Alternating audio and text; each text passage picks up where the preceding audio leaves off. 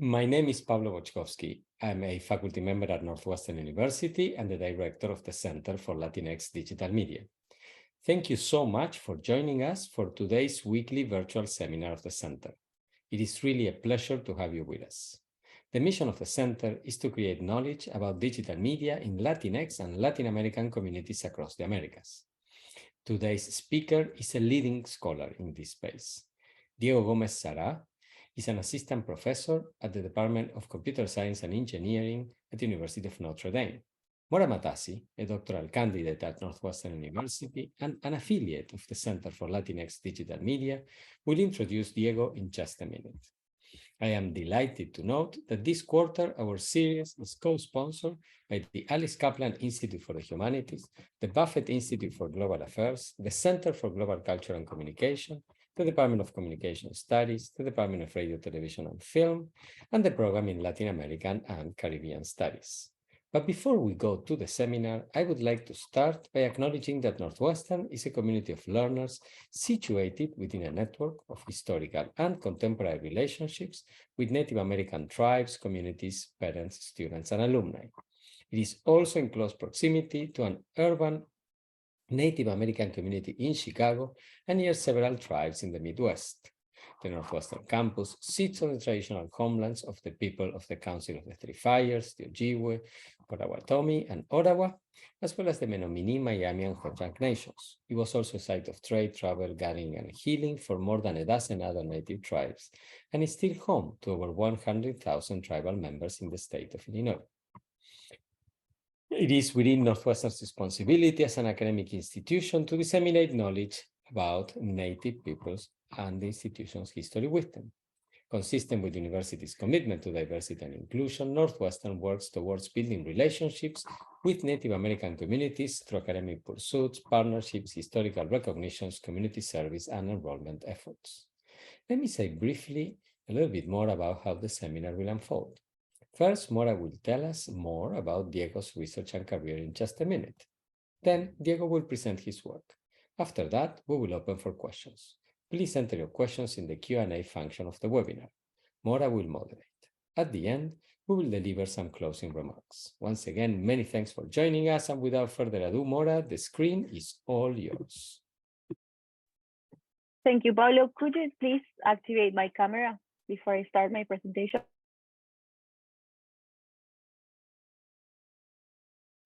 There you go. Thank you so much.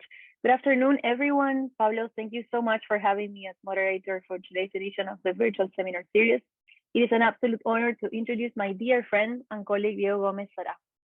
Diego Gómez-Zará is an assistant professor at the Department of Computer Science and Engineering at the University of Notre Dame. His research focuses on how social computational systems help people organize and collaborate.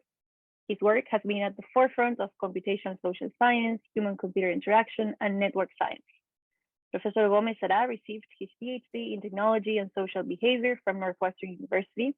After that, he was a postdoctoral fellow at the Center for Science and Innovation at the Kellogg School of Management at Northwestern University. He started his academic career as an instructor and later as an adjunct assistant professor at the Pontificia Universidad Católica de Chile. For more than 9 years, Professor Gómez-Zará has taught courses on web technologies, HCI, and social networks. Additionally, he has been part of research projects related to social network analysis, social media, information systems, and computational tools for journalists, receiving prestigious awards from companies like Amazon and Microsoft, and from institutions like the National Science Foundation. In today's presentation, Professor Gómez-Zará will examine workplaces supported by virtual reality and present a study on how VR affects team creativity and processes. So without further ado, please join me in welcoming Professor Diego Gómez-Zará. Hi, everyone. Thank you for inviting me. It's my pleasure to be back to this lovely group. And yeah, it's where I grew up, I was formed. So it's my pleasure to present what we started once I completed my PhD. So let me start sharing my screen. And this is, it's a new project that we're doing. I started at Notre Dame. Very interesting to know how virtual reality can help people. And right now, I'm just going to give you the motivation of doing this, some background, some related work, And then I show you like an experiment we are conducting right now and some preliminary results like we have analyzed so far. So let me start off showing you this. After the COVID pandemic, remote work has become an alternative for many employees because they want to stay at home, they have different needs. And companies are updating to this and provide more flexibility, just like people can stay at home, work from there, or like have different routines. For example, work from home, work for a few days in the office. And this is something that we are seeing rising. Like right now, we're seeing people working at coffee shops, at home, and also people who prefer to be part of a team that they don't necessarily meet in person, but like they're still contributing to the efforts. Research in Stanford shows that remote work will prevail after the pandemic, estimated that 20% of the workforce will continue working remotely to different extents. So it's important to understand this as a phenomena since like we don't know yet. This was like very disruptive. People have to switch to work from home, and we have noticed like the negative consequences. For example, we don't have the same benefits when we're meeting in person. Our attention is narrowed to screens.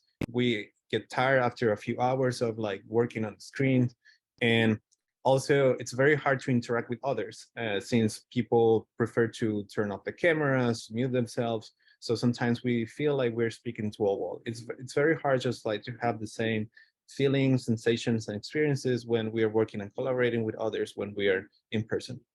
So based on this, many companies and like institutions are exploring using like virtual reality as an alternative.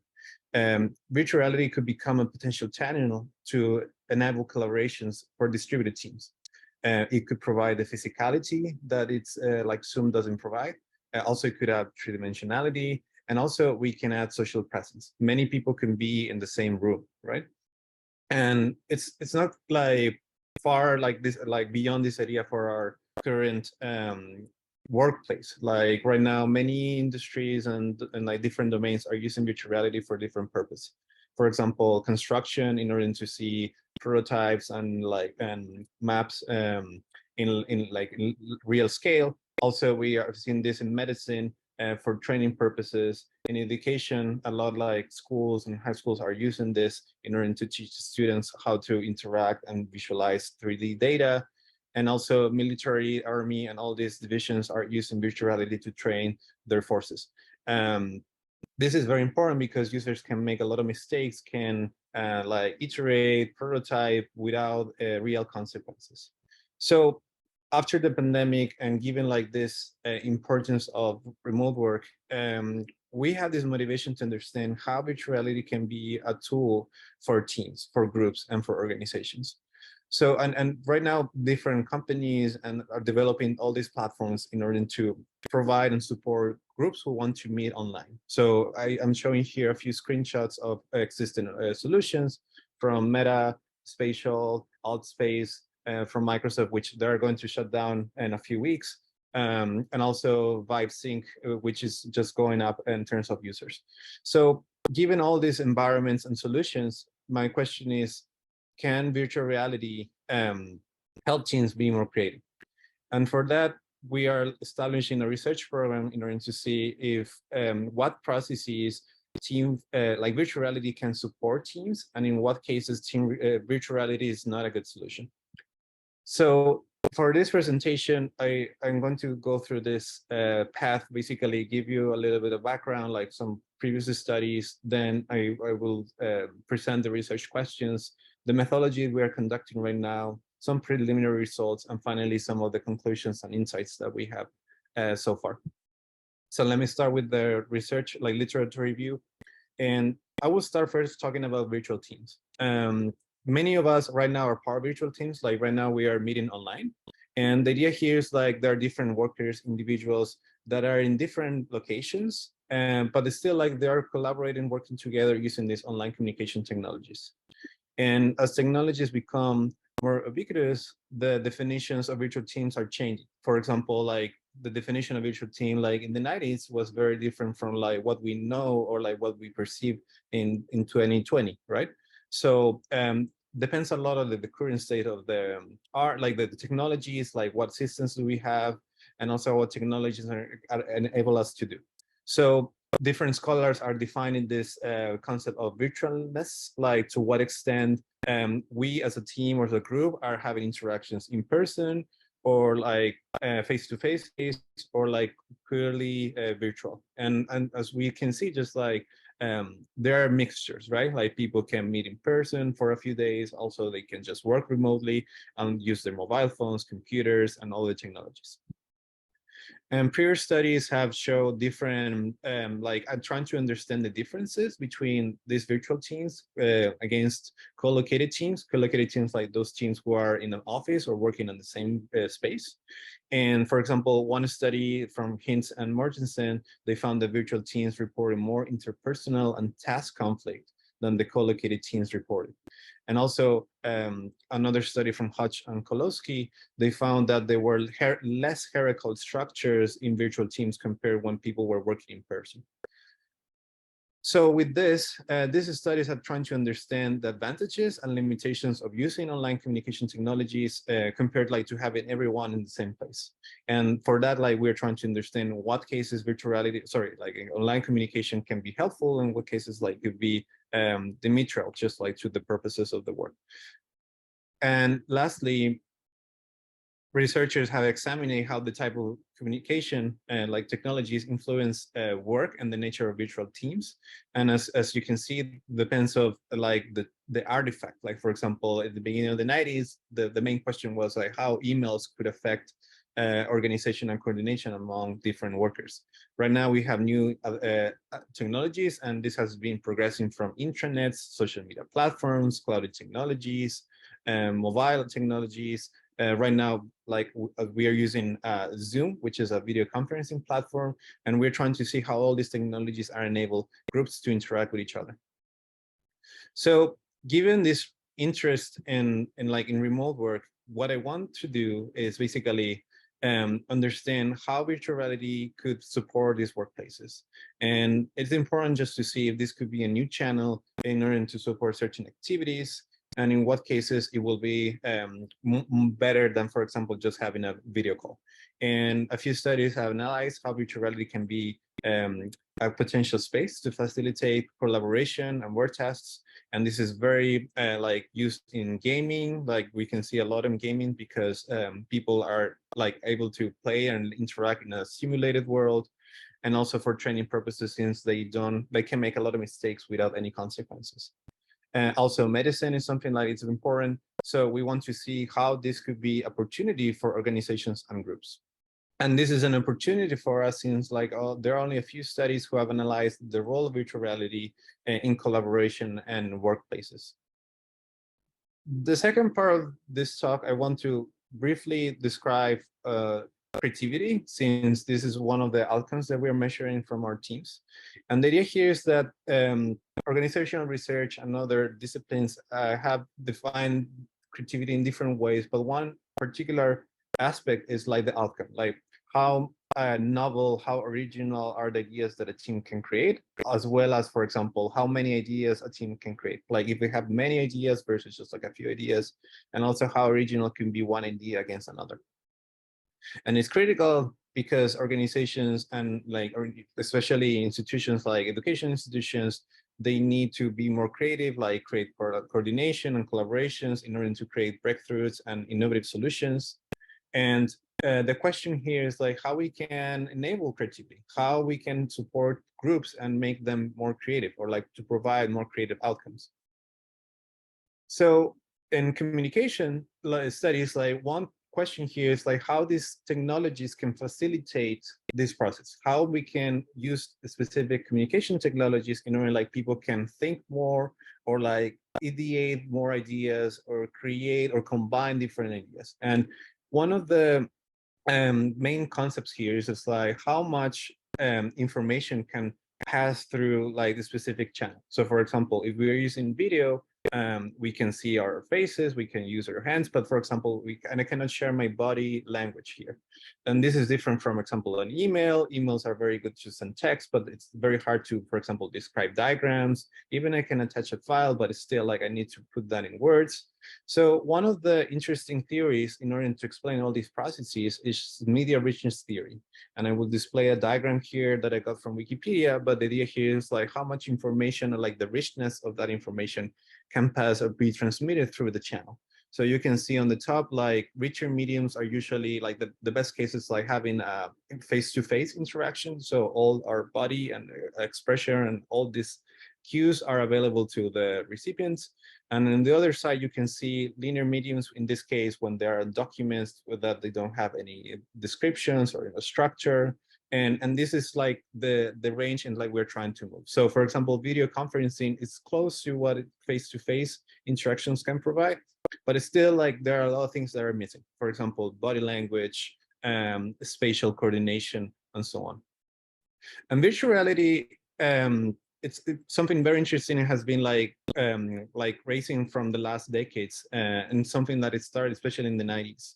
Virtual reality has multiple definitions, depends on how researchers want to see this, but at least the definition I'm using here is like all these technologies that help us to interact and visualize three-dimensional computer-generated simulations. This is different, for example, from 360 videos, like some people have recorded and record video, and then probably we can see this in 360 degrees. This is different because the computer is like simulating a specific environment, and we are part of that reality. And also we are immersed in the reality. Like we're immersing ourselves in a specific world, and we are detached from our physical reality. So the goal of virtual reality is to allow, as I said, individuals to immerse themselves and feel like they are in a different place. And that's the main goal. And those are the challenges in terms of how we can provide more realistic simulations, or how these simulations can extend what we are doing in our physical reality. And different devices have been developed for the last decades. I will show you some examples.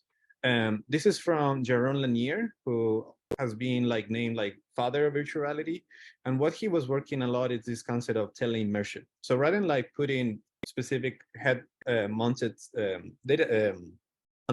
like goggles like on the faces, he created these environments in which we can see three-dimensional offices. They were a combination of cameras in this environment. So if a person was just like moving around, the simulated screen that you can see in the front will adjust the angle of the participant's view. So for example, I could see more of the office. If I'm moving to the left, I can just see more of like the three-dimensional shape of this person if I'm moving around. And this was like one attempt just like to create three-dimensional environment, but like having people in different places. Another example was Cave, which was created actually close to where we are, like scientists at the University of Illinois, Chicago. And the idea here was just like to create a room where we could project the specific environments. So you can see like this, the walls, the floor, and also the ceiling, there will be images projected in real time. So participants, depending on what they were looking at, the walls, all the projections will change so they could adapt to the participant's view. This is called cave environment, and also has been very used in scientific like data visualization and also in gaming. Lastly, I want to explain the concept of social presence, which is something very important in virtual reality. And virtual reality can enable individuals to be socially present in a shared space. And this is something very important in communication studies, since like we want to say how all these technologies are enable us to connect with others and feel the presence of others while we are connected to a computer. So social presence, at least the definition I'm using here, is the degree to which individuals interacting through online technologies feel that they are co-present with another. And this is, for example, something that we can understand on Zoom. Like if we see a lot of faces, probably we can identify them and also can feel like we are with others. But for example, if everyone has the camera off, like we probably don't have the same sensation. Like if we don't know if the person is there or it went to somewhere else. So Social presence can be enabled through different ways, and this is the kind of the main goal in like human-computer interaction. It's just like how many elements can be provided in order to help people be aware of others. Like, for example, when we see these green icons, like person is online or it's away, it's just a cue in order to tell us like that person is there available to talk with us. And same with videos, when we have the camera on, I can know that, for example, the person is on the other side. And this is very important since many online environments, they need to create this sense of connection and engagement of more participants. So creating social presence is something very important, and also it's conditioned to the technology. So given this background, I have this, like the project has this combination of different topics. I'll talk a little bit about virtual reality, I'm sorry. I also talk about virtual teams, and also addressed creativity, like how the intersection of these three could tell us or give us some interesting research ideas in order to explore how they will interplay in the future. So the first question that we have is, as organizations continue to transition to remote work, what is the role of virtual reality in like when they are enhancing team creativity? So in other words, can virtual reality match or even exceed face-to-face meetings in terms of creativity? The second one is, what are the team processes that underlie these more broad relationships? So when we are having all these intersections, we want to see in the sense like virtuality can support teams because it can increase social presence, it can increase their connectedness, or it can just help participants to be in a more engaging environment. Like instead of being in an office or at home, I can just be somewhere else. So we're trying to understand like each one of these relationships, identify them, and then to see to what extent virtual reality is making a change. So as I said, this is a very recent study. We are still running it. We are piloting. So I'm going to explain what we're doing, and then I will be happy to hear any feedback or questions that you have. So we are running lab experiments here in order to see if virtual reality can be a supported tool for participants and groups. So what we do here first is that we are recruiting participants, and they arrive to our laboratory. And we are recruiting pairs. So we have two individuals working on the same task. They have to complete an initial survey, like a pre-treatment survey. We want to ask them some demographics, familiarity with these technologies, and how confident they feel about their creativity skills. Then we assign them to a specific condition, and then we ask them to complete a task. And finally, after they complete this, they respond they complete a survey, and we want to see what differences were made because of the treatment. So the conditions one, they're very straightforward. The first one is like we ask them to work on this specific task in the same room, so participants can see their faces and work face to face.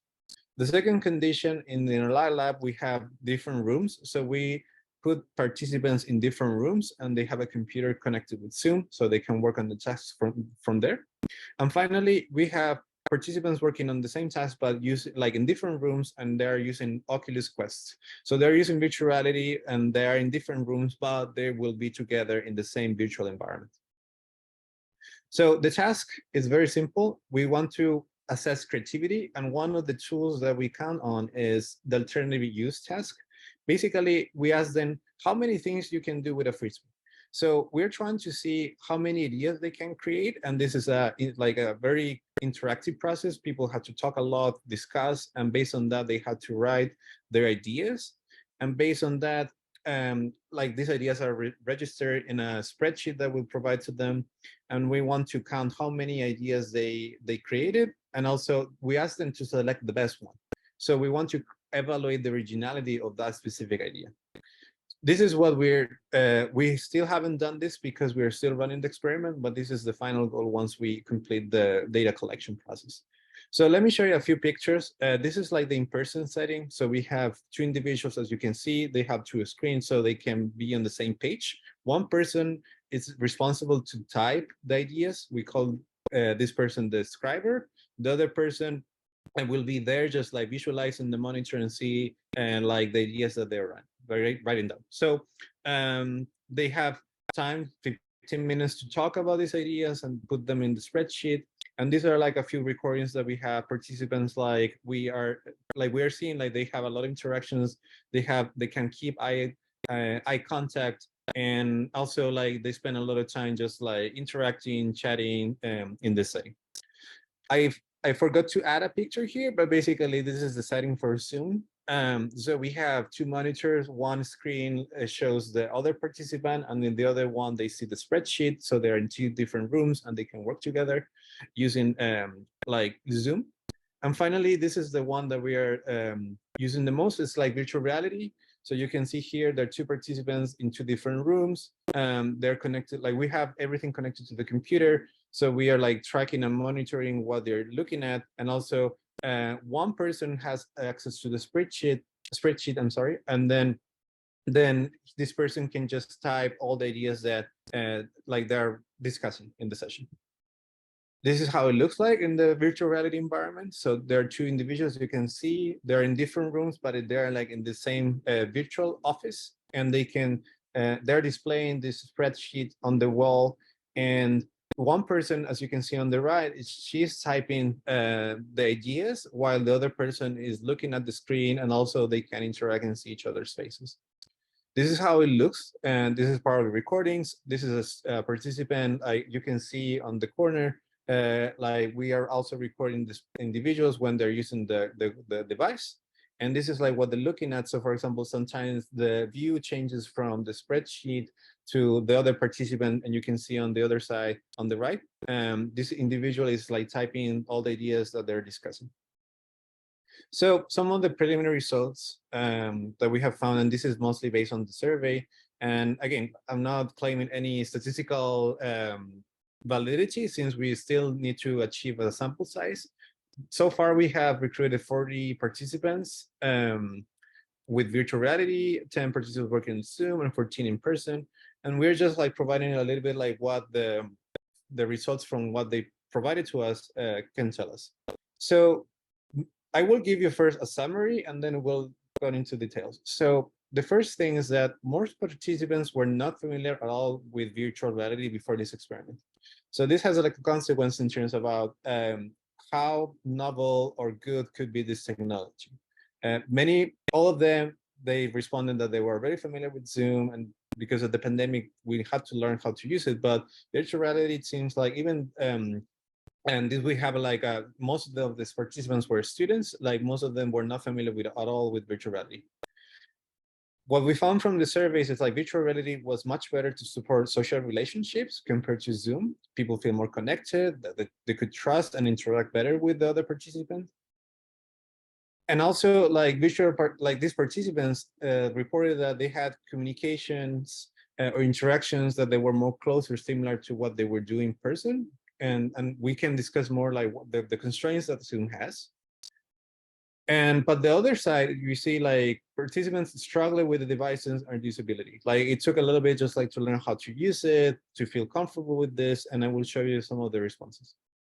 So one main, and we have different metrics here. We are using here the NASA TLX. This is a scale in order to measure different efforts that participants have to make. And for example, the first question we asked them, how mentally demanding was the task? How much mental effort they had to dedicate to this?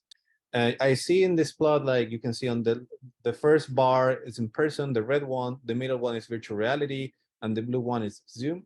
And mostly you can see like the virtual reality participants reported like lower demand, the mental demand.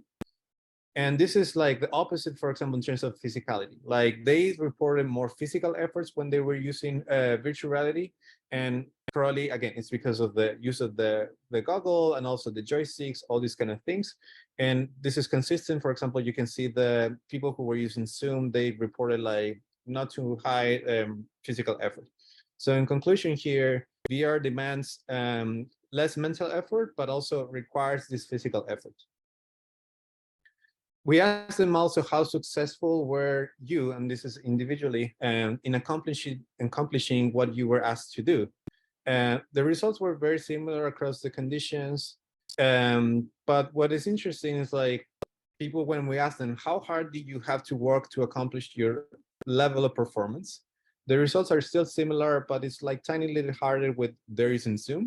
And probably this, and I will explain it later, is also depending like the constraints that has the communication channel.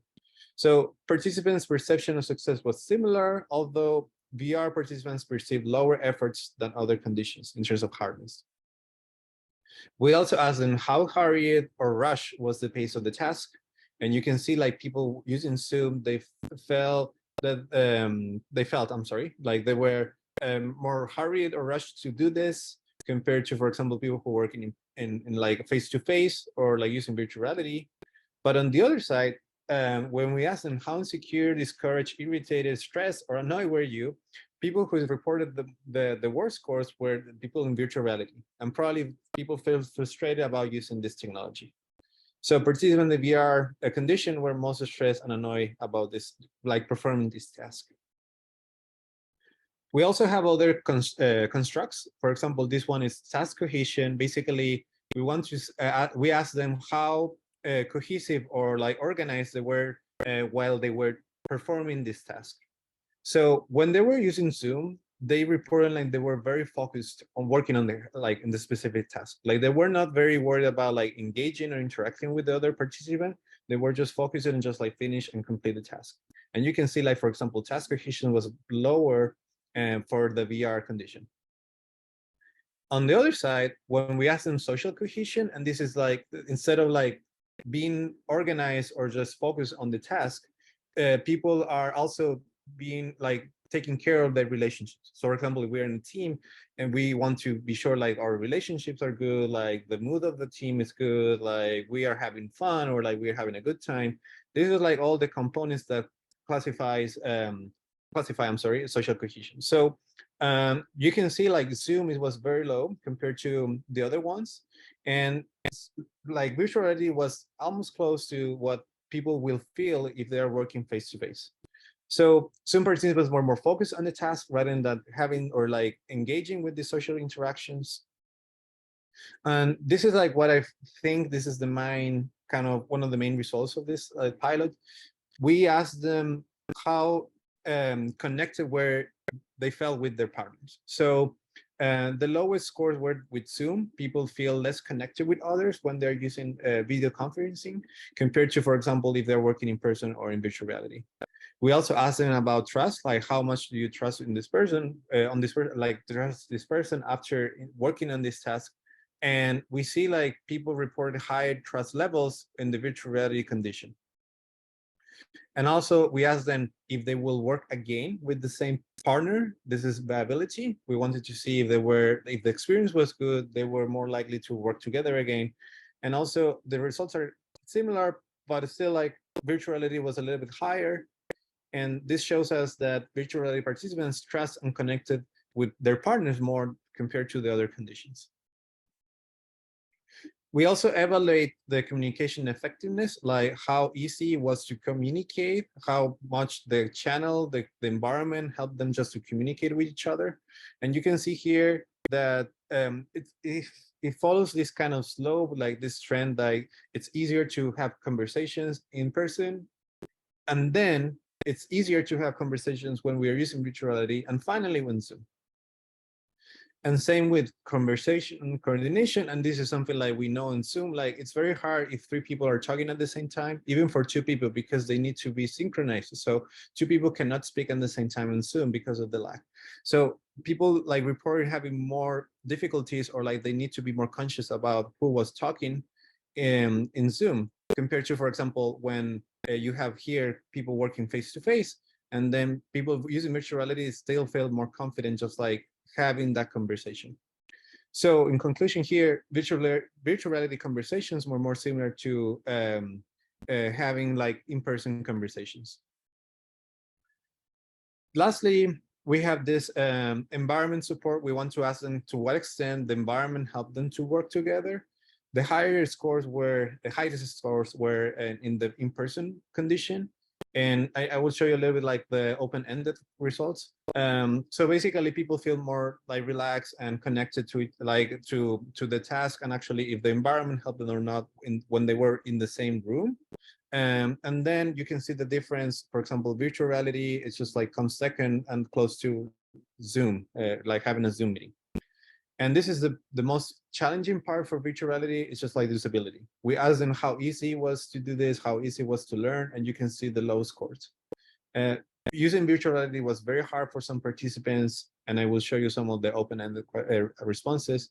Here, basically, participants faced more usability challenges, and the environment didn't help them so much compared to having this meeting on Zoom.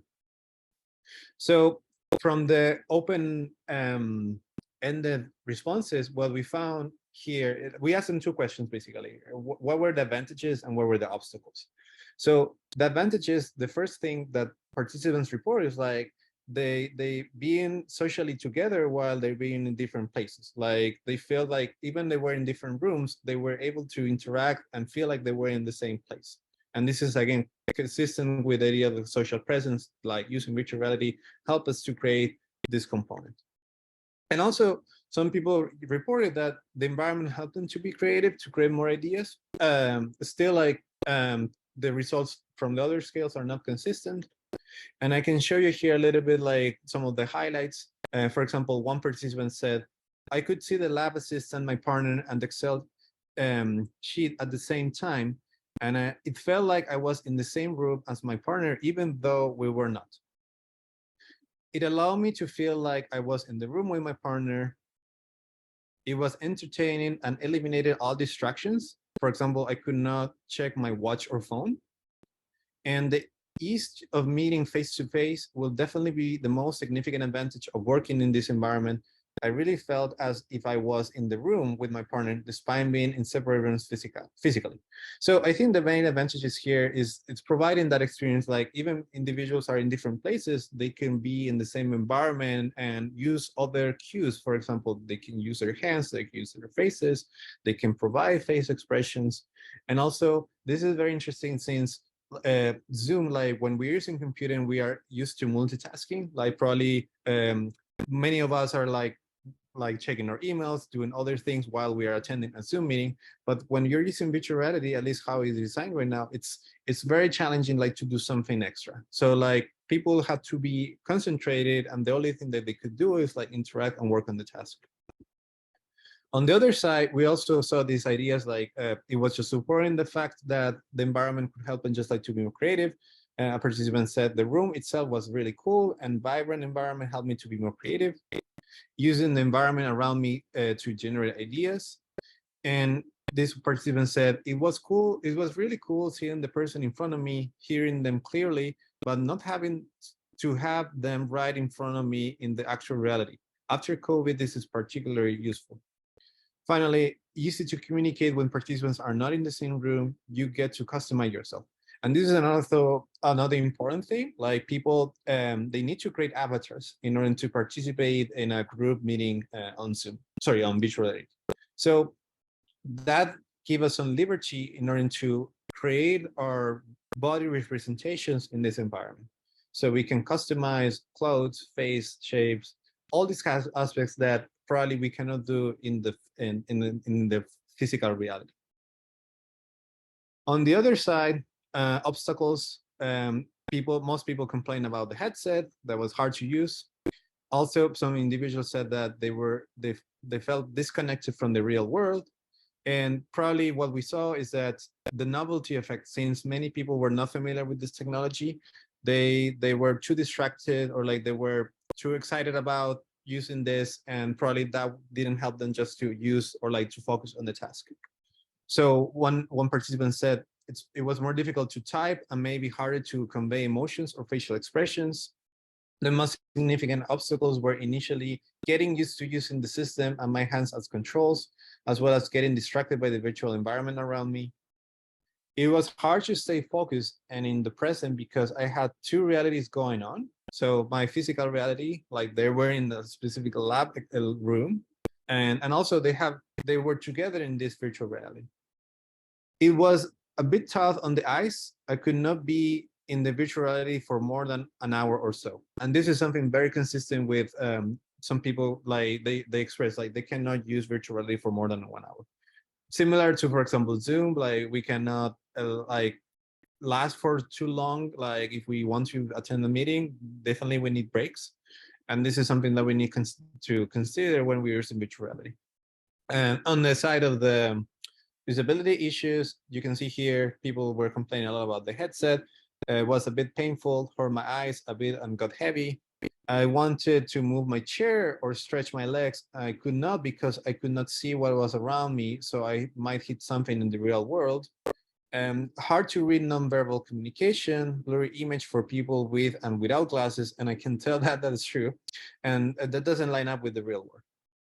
Finally, it was sometimes difficult to be in a simulation because I couldn't look at the real world around me. So these are like the main results from this, like what we have so far. And hopefully I can just share more insights in the future once we have the data collection completed. But we want to, at least I share a few ideas here. Like, first of all, we found that virtual reality can support social interactions, and it could be a better alternative than Zoom.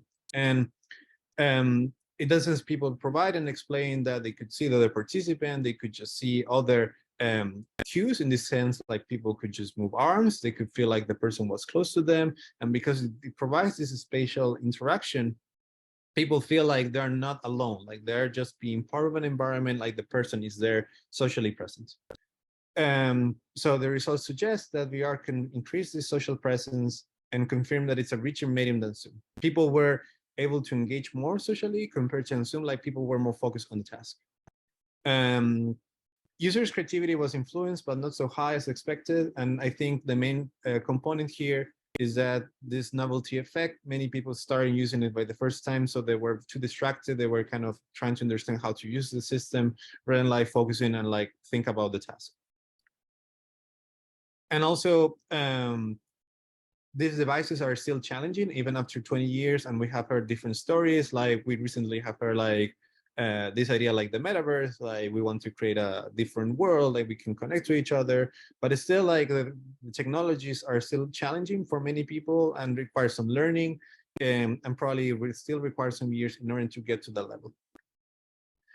And for me, the motivation here is to identify, investigate more on which tasks and processes can be supported by virtual reality. It seems like social interactions, all these processes that require social engagement or at least like collaboration, coordination, and conversations, those are like very good alternatives to use virtual reality, especially when people need to manipulate objects, visualize data, when they're not physically at the same place. Differently will be Zoom, for example, or emails, like people prefer like to use those tools for very specific tasks. And the results are consistent in the sense that people using Zoom were straightforward, like they were just going to work on the task and avoid like having any other kind of interactions or engagement with the other person. Finally, massive adoption, and this is my personal opinion, but I think it will depend on how easy it will be for users to use these applications and also to create them. Right now, we're using an existing application provided by Meta, and for us, it will be interesting to know how easy it will be in the future. Like, for example, if we want to create a virtual room, if it's something like most users can do from scratch. Otherwise, we will still depend on like the solutions that these companies provide to us. So finally, we will continue recruiting more participants until we get that proposed sample size. And we will explore how the environment can prime or hinder people's creativity and efficacy. And also, I'm interested in like understanding more these social and communication processes that occur in virtual reality. So with that, I want to thank my collaborators, Professor Villano, Huber, and Dashun Wong, and our research assistants who have been running these pilots, and our sponsors, Amazon Highs, who has been kindly supported these research ideas. So thank you, everyone, and it was my pleasure, and I'm happy to answer any questions that you have. Thank you so much, Diego. This is super interesting. I have like a lot of questions for you, but I'm gonna remind the audience that there's a Q&A functionality in Zoom, so you can already leave your questions. And I actually have one question, so I'm gonna start with Chris's question, and then we'll continue with mine, because as I said, I have lots. So Chris says, thanks, Diego. Do you think that task enjoyment can partially explain the trends that the VR task had the lowest mental demands and highest physical demands, or any other finding? For instance, maybe VR was more enjoyable due to its novelty, and the more participants enjoy the task, the more physical energy they spent using it due to excitement, and the less they perceived it as consuming mental energy. So could you rephrase the question? So in the sense, like, if the people thought that was low, like they demand less efforts because of the task itself, or because of the environment? Do you want me to reinterpret, or let's? Yeah. Or if you can should ask we again. give? Yeah. So I think that I'm gonna read it again. He says maybe VR was more enjoyable due to the novelty, and this is why participants actually had more physical energy that they spent using it, and the less they perceived it as consuming mental energy. So maybe it's not about the hypothesis or like the explanation of the usability of the headset, but it's because of the excitement that people feel this mental energy, physical energy concept. That's a good question. So, and actually, with something that we can ask participants in the future. So, in the sense, like, if they part of this energy effort, it's towards the enjoyment, or like how hard it is to use the virtual device rather than like the task itself. So probably they're confounded, like in the sense of people are enjoying this because, oh, this is my first time using virtual reality, I think this is a very cool thing. And actually, when we were asking participants when they finished the experiment, they said, like, yeah, like, this is the first time I do something like this. It was very cool, like, best experiment that I have done in my life. So right, like at the end, like that kind of effort, or like all that energy could have gone through like understanding or using the system rather than like the task itself. Because the other point here is, like, the task is very simple, in the sense, like, using virtual reality, probably it will not augment what they do. Like, for example, one question here is like, okay, we are giving this task about like how many things you can do with a frisbee, but what happens if in the virtual environment you can have the frisbee? So you can have the frisbee, play with the frisbee, and like use the frisbee, a virtual frisbee, in order like to think more ideas. We didn't do that. We just showed them this spreadsheet. So you gave me a good idea, like, to at least ask participants to what extent that effort or like enjoyment, that joy went because of the task itself, or it was just because they were using virtual reality. And probably that's made the main difference compared to Zoom. But yeah, I think my impression is like, yeah, a lot of that effort went through the like just using this by the first time. So people using virtual reality, very excited. They were like playing. Actually, in one session, one participant found out how to change the room environment. So they were playing, like changing. They put themselves like in the forest, then they switched to a beach, then they switched to the mountains. So it was kind of fun, like, to see this. But basically, this novelty effect is for sure affecting like the efforts and their engagement with the experience. Thank you, Diego. We have another question from the audience, Celeste. Hola, Diego. Very interesting to hear about your timely research project. I wanted to hear your thoughts about the potential role of the artificiality of the setting on some of your findings. It's understandable that there is less distraction on VR because of the affordances of the tool itself. However, it's likely that in their natural settings, people will have way more sources of distractions on Zoom compared to the ones you might have in your lab setting. For example, I had a student knock on my door. T-Mobile called me and I checked my emails in the past hour, and this is how many of us do use Zoom. How do you think your findings would extrapolate to a more natural environment? Great question. Yeah, interesting question. And yeah, the sense this is different from like what we call like in the sense like a real situation, because right, we have a very controlled situation in which we have controlled the computers. The Zoom is already running, so they're not running anything else. Like, for example, there's no they're not doing anything else besides the task. And actually, we ask them to keep their phones on their pockets, just like to avoid any distractions. So I think, and that's kind of like what, at least from my experience, and also what we found from the responses, is that virtual reality kind of turns off all these distractions. So basically, compared to Zoom, I mean. So for example, when we're in Zoom, we're very tempted just like to multitask or do these things. For example, right, like while I'm listening to the speaker, I can just check my emails, I can do something different. And I can do that because my face is not there. It's not like I'm like people cannot see what I'm doing. And that's the reason like we can, and most people have their cameras off, right?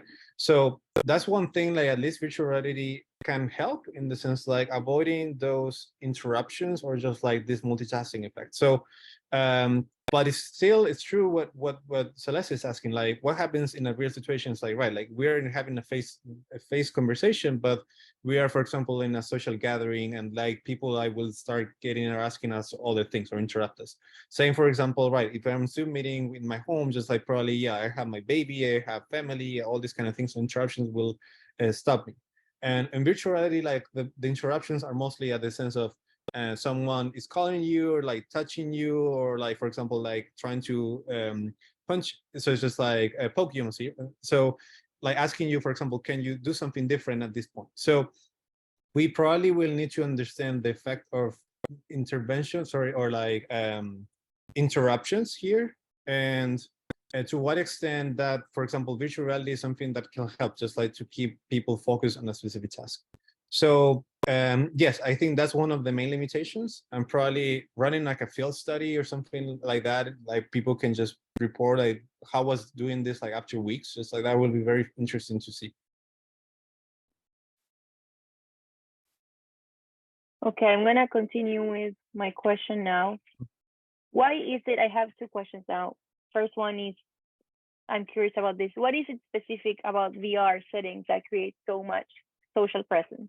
Even at this point in which the usability is not perfect and the headset can be a little bit awkward, what is it that creates the sort of social presence environment? That's a good question. So what it creates in the sense of like having the same like the individual is in front of you. So rather than like, for example, WhatsApp or like phone mobiles, like you are not with the person, you're just like interacting with the text, right? So you're like getting voices, messages, um, and you have all these elements, but the person is not physically there. I cannot see that person, I cannot see their face. Then it's like we're adding this richness in terms about if we can have a phone call or like I can have a video call and then I can see the face and can see the reactions. It's still like I'm limited by what the screen shows. So what VR does is like at least it simulates this environment where I have a person with a body and has some physicality. So in the sense like it matters where I'm talking to. Like I can if I'm talking towards them, like they will listen to me or they will hear me, right? If I talking to another, like a different direction, they will not be able to listen to me because the voice goes to somewhere else. So the computer does a good job in order to simulate this environment and like the physicality of this. So having someone in front of you, even like it's an avatar and it could look like very like a cartoon, but it creates that effect. Like at the end, I know that the person is there in front of me and I have at least this certainty like that person is there and I can interact with them. And because you have all these cues, for example, the head is moving, the hands are moving, like you know that the person is there. So that's kind of like the idea, like creating this social presence. So individuals can be aware that that person is, although not physically there, but like it's still like it can talk to you, it can interact with you, they reply to you in real time.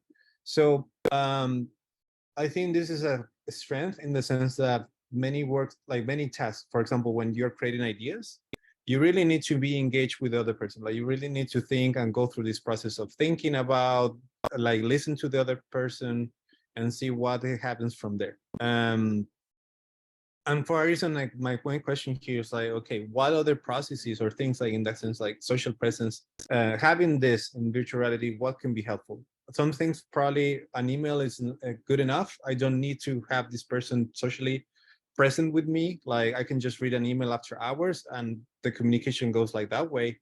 But like in virtual reality, that's like what it guarantees me. Just like having a synchronous conversation and having this person in front of me.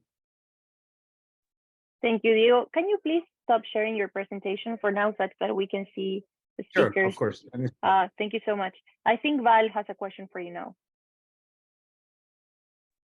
Yes, thank you so much for such a wonderful and really insightful presentation, Diego. One of the results that really stood out to me was how participants in the VR condition really trusted and connected more with their partners than in other conditions, right? So this really shows promise for better team dynamics, especially as you showed how cognition, cohesion, and viability were very similar across conditions. So I'm really wondering, what do you see as the significant changes to team processes and decision-making, just more generally as a result of this intervention with virtual reality? And if you think that the challenges with the physical demand could really override those benefits, or if just adaptation to virtual reality technologies could mitigate this effect. Thank you so much. Yeah, thank you for your comment. Yeah, and I think that's kind of like the most interesting result so far is that individuals like at least reported that we haven't seen the performance. Like we don't know if in the end like they were more creative or not than the others. So in the meantime, what is interesting is like people engage or like connect more with others. And I think this is one of the main challenges, for example, using video conferences. Like it's very hard like to be in a room with 10 people and on Zoom because like we cannot have like multiple conversations and that's different from in person. Like I can just move around and like talk with different people at different moments. So what I'm interested here is like, okay, given that we know that virtual reality does a better job like enable trust, creating social connections, or at least enable people to connect with each other, and especially when they were conducting a task like this, it's like what particular things or like procedures, tasks are we demand that social interaction, and it will be better, for example, putting people using virtual reality, or at least for that specific task. For example, in this one, we're just trying to see idea generation. But for example, if we have people who are working on like a research project and then they need to discuss or like trying to find answers, and that process requires conversation, multiple iterations, maybe using virtual reality will be a better instance, like having like 10 scientists working together on Zoom, or for example, like a long thread of emails, right? So that's kind of like what we're interested in, at least to explore. Right now, we're just trying to test creativity if this is the case. Participants said that it helped, so we will hopefully we'll see that in the results later. And could you repeat the second question? Like I lost the last one. Yeah, so if you think that in general, just the challenges that you identified with the physical demand from using virtual reality could overwrite the benefits, or if that long adaptation process to the technology will mitigate the effect. Yeah, that's a good point. So since there was more demand in terms about body effort, like physical effort, and you can see like the opposites, like people said like they were mentally less demanded, but at the same time they were more physically demanded. So this depends a lot of like the devices, just like the environments, just like how easy they will be to use. I also my thought about this is that people are not ready to this, right? Like people, like most of our participants say like they're used it by the first time. So if after a few years, if people are starting getting familiar with these tools, probably we will see like those physical efforts will just be lower, and probably people can just learn quicker like how to use this. And that was my experience too. Like at the beginning, it took me a long time. I had nausea, all these kind of side effects. But like after a while, like I got used to using virtual reality. So hopefully this is something that is going to evolve. So for example, physical efforts probably will be lower as we can see like these technologies might get much better and easier to use. Great, thank you so much. I'm looking forward to our results, because it was just great to see how you're combining the alternative use creativity task with the added dimension of the novelty task to assess creativity. So very much looking forward to it. Thank you so much. Thank you, Paul. Thank you, Dio. We have one more question from the audience, and we need to perhaps keep it short because we're almost on time, but I'm going to go ahead and read it for you. Adriana Hernandez Zarate says, as a psychologist, I have a hypothesis about how creativity is affected by the interest we feel for the people that work with us. She says, I think that interest boosts creativity, and interest is affected by all of our biological senses, along with intellectual interest. What do you think are the effects of the fact that at least actually the corporeity in VR is reduced to just one sense, the vision?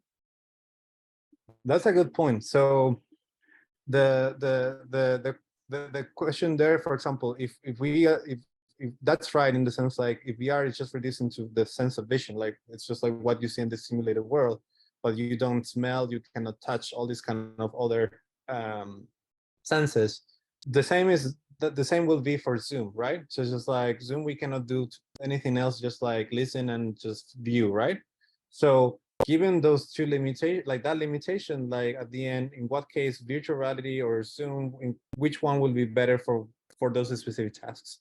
So what I think in this sense, like virtual reality is much better because, at least for creativity, because it doesn't narrow our attention. Like when we're using Zoom, like we are constrained our vision to a specific area on the screen, right? Like we are looking at screen, and otherwise you can multitask and do something else. But like when you're using virtual reality, you're like immersed, and you can do more than just looking at one specific rectangle. You're able to just look around the environment, and depending on what the environment does, people can feel like more encouraged or more like creative or have more ideas. And that's something like what happens in face-to-face interactions, like having that disconnection with the person, like allow us just like at least to relax our minds and just like trying to break or like think something different, right? Thank you for the question. And thank you, Diego, for a great seminar. Thank you, Mora, for excellent moderation and terrific questions from the audience today. So thank you very much for joining us and for staying with us through the end. And I want to invite everybody to join us for next week's installment of the virtual seminar series of the Center for Latinx Digital Media. Once again, Diego, thank you very, very much for today's seminar. Thank you for having me. It was my pleasure. Goodbye now.